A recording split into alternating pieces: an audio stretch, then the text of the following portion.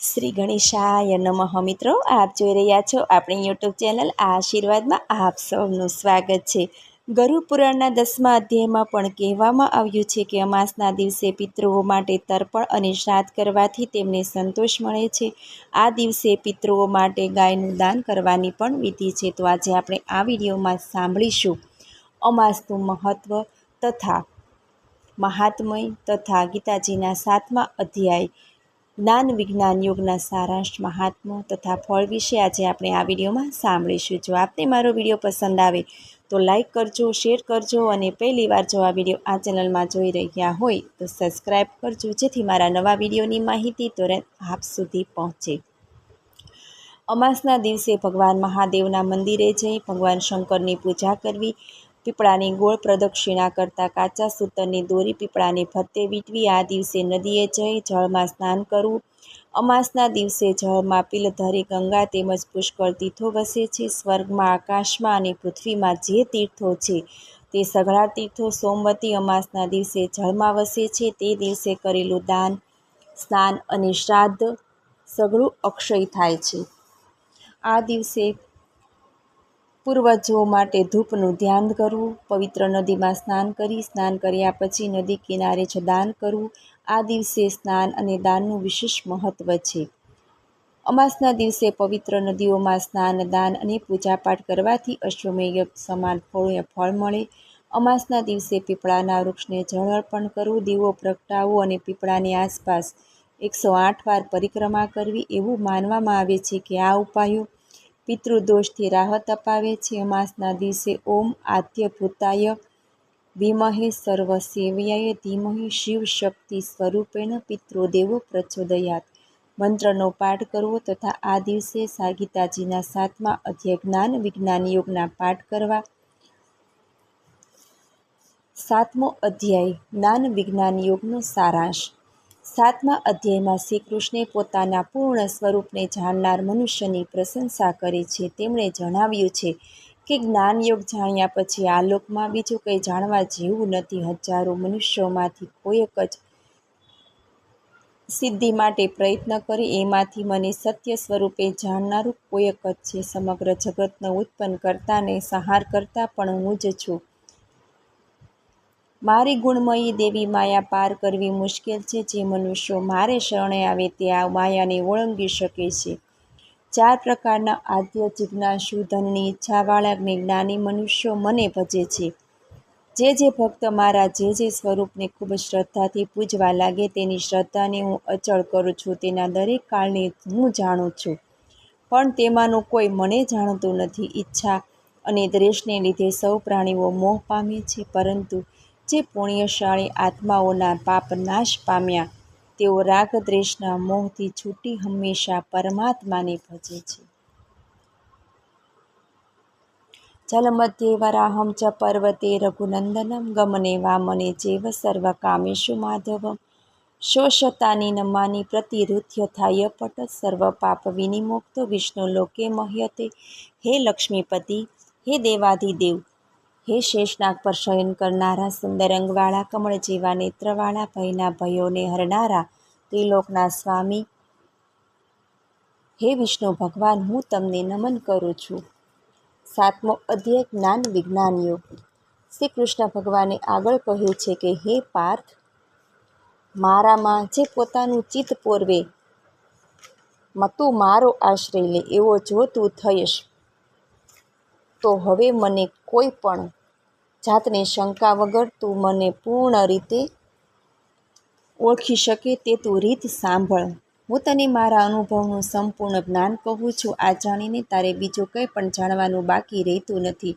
સિદ્ધિ મેળવવા હજારો મનુષ્યો પ્રયત્ન કરે, એમાંના કોઈક જ મારા સાચા સ્વરૂપને ઓળખી શકે છે.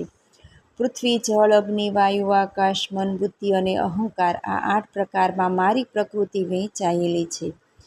આ 8 પ્રકારની મારી પ્રકૃતિને અપરા પ્રકૃતિ કહેવામાં આવે છે અને તેનાથી જુદી જીવ સ્વરૂપા પરા પ્રકૃતિ છે. આ પ્રકૃતિ વડે જગતને ધારણ કરવામાં આવ્યું છે. આ 2 પ્રકૃતિથી જડ ચેતન ઉત્પન્ન થયું છે. હું સમસ્ત જગતને ઉત્પન્ન કરનારો ને નાશ કરનાર છું. આથી મારાથી વધુ શ્રેષ્ઠ કોઈ નથી. જળમાં રસ, સૂર્ય ચંદ્રમાનું તેજ ને સર્વ વેદોમાં પ્રણવ ઓમકાર, આકાશમાં શબ્દ ને મનુષ્યોમાં પુરુષોત્તમ, પૃથ્વીમાં ગંધ, અગ્નિમાં તેજ, સર્વ પ્રાણીઓનું જીવન, તપસ્વીઓનું તપ, જીવોનું સનાતન બીજ પણ હું જ છું. બુદ્ધિમાનોની બુદ્ધિને તપ, તેજસ્વીઓનું તેજ, સર્વ પ્રાણીઓમાં કામ ને સાત્વિક, રાજસિક, તામસિક ભાવોનો સર્જક પણ હું જ છું. હું એમનામાં નથી, પણ તેઓ મારા, બધા મારે આધીન થઈને મારામાં છે. મારી આ ગુણમયી દેવી માયાને તરવી મુશ્કેલ છે. તેઓ શરણે આવે છે, તે આ માયાને તરે છે. મારી આ માયાને કારણે જેનું જ્ઞાન નાશ પામ્યું, એવા દુષ્કર્મ કરનારા મને ઓળખી શકતા નથી, તેથી મારે શરણે આવતા નથી. દુઃખી, જિજ્ઞાસુ, વિષયી ને જ્ઞાની, આ 4 પ્રકારના સદાચારી પુરુષો મને ભજે છે. આમાંના પણ નિત્ય સદાચારી મને ભજનાર જ્ઞાની શ્રેષ્ઠ છે. એવા જ્ઞાનીને હું ઘણો પ્રિય છું. એવો જ્ઞાની પણ મને પ્રિય છે. જ્ઞાની તો મારો આત્મા છે, કેમ કે તે એક ચિત્તે થઈને મારો આશ્રય કરી રહ્યો છે. આ જ્ઞાની વાસુદેવ રૂપે છે. આવા યોગી અર્થી દુર્લભ છે, જે મનુષ્ય પુત્ર, કીર્તિ, શત્રુ વિજય આદિ વિષયોની ઈચ્છાથી વિવેકહીન બની ગયા છે. તે ભૂત પ્રેત, યજ્ઞ આદિ દેવતાઓનું ભજન કરે છે ને પૂર્વજન્મની વાસના અનુસાર તે દેવતાઓની આરાધનાના નિયમોનું પાલન કરીને દેવતાના સ્વરૂપને પૂજવા ઈચ્છે. તેને તો દેવતાઓમાં તે ઈચ્છા હું દ્રઢ કરું છું.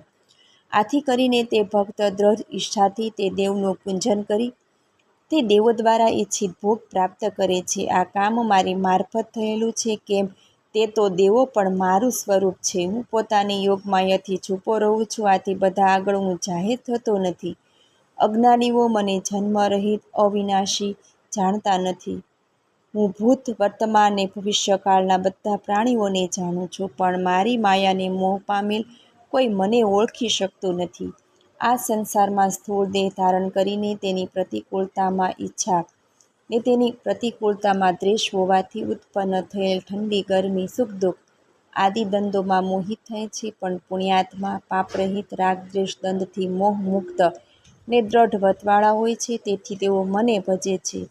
જે મનુષ્ય મારો આશ્રય લઈને ઘડપણ અને મરણથી મુક્ત થવા પ્રયત્ન કરે છે, તે બ્રહ્મને, અધ્યાત્મને તથા બધા કર્મને જાણે છે. જે મનુષ્ય મને અધિભૂત, અધિદેવ ને અધિયજ્ઞ સહિત જાણે છે, કે દ્રઢ મનવાળો મનુષ્ય અંતકાળમાં મને જાણે છે ને તે મારામાં મારામય થઈ જાય છે. ઇતિ શ્રીમદ્ ભગવદ્ ગીતામાં શ્રી કૃષ્ણ અર્જુન વચ્ચે થયેલ સંવાદમાં જ્ઞાન વિજ્ઞાન યોગનો 7મો અધ્યાય સમાપ્ત. 7મા અધ્યાયનું મહાત્મ્ય અને તેનું ફળ. પાર્વતીજીએ શંકર ભગવાનને અને લક્ષ્મીજી વિષ્ણુ ભગવાનને કહ્યું કે હે પ્રભુ, હવે આપ અમને ગીતાજીના 7મા અધ્યાયનું મહાત્મ્ય અને તેના ફળ વિશે જણાવો. આથી કરીને શંકર ભગવાને પાર્વતીજીને, વિષ્ણુ ભગવાને લક્ષ્મીજીને આ મુજબની કથા કહી સંભળાવી. પાટલીપુત્રમાં શંકુકર્ણ નામનો બ્રાહ્મણ રહેતો હતો. તે વેપાર કરી પોતાનો નિર્વાહ ચલાવતો હતો. તેને 3 પુત્ર હતા. તે વેપાર અર્થે પરદે જવા નીકળ્યો. તે પહેલાં પોતાની પાસે જે ધન હતું તે તેણે પુત્રથી છાનું જમીનમાં ખાડો ખોદી દાટી દીધું. પરદેશમાં કમનસીબે ઓચિંતા સાપ કરડવાથી તેનું મરણ થયું. એક દિવસ સર્પયોનિથી કંટાળી જતાં તેણે પોતાના પુત્રોને સ્વપ્નમાં આવીને કહ્યું કે હું સર્પયોનિમાં પીડાઈ રહ્યો છું, તેમાંથી મારો ઉદ્ધાર કરો. મેં જમીનમાં ધન દાટી દીધું છે, તે આ સ્થળે છે. તેના પુત્રો પિતાના સર્પયોનિમાંથી ઉદ્ધાર કરવા શું કરવું તે અંગે વિચારવા લાગ્યા. તેમનો વચલો પુત્ર ધનની લાલચથી પોતાની પત્ની સાથે સ્વપ્નમાં જ્યાં ધન દાટેલું બતાવ્યું હતું ત્યાં પહોંચી ગયો ને જમીન ખોદવા લાગ્યો. તે જ્યારે જમીન ખોદી રહ્યો હતો એ સમયે દરમાંથી એક સર્પ બહાર આવ્યો ને તેને પૂછવા લાગ્યો કે તમે આ શું કરી રહ્યા છો?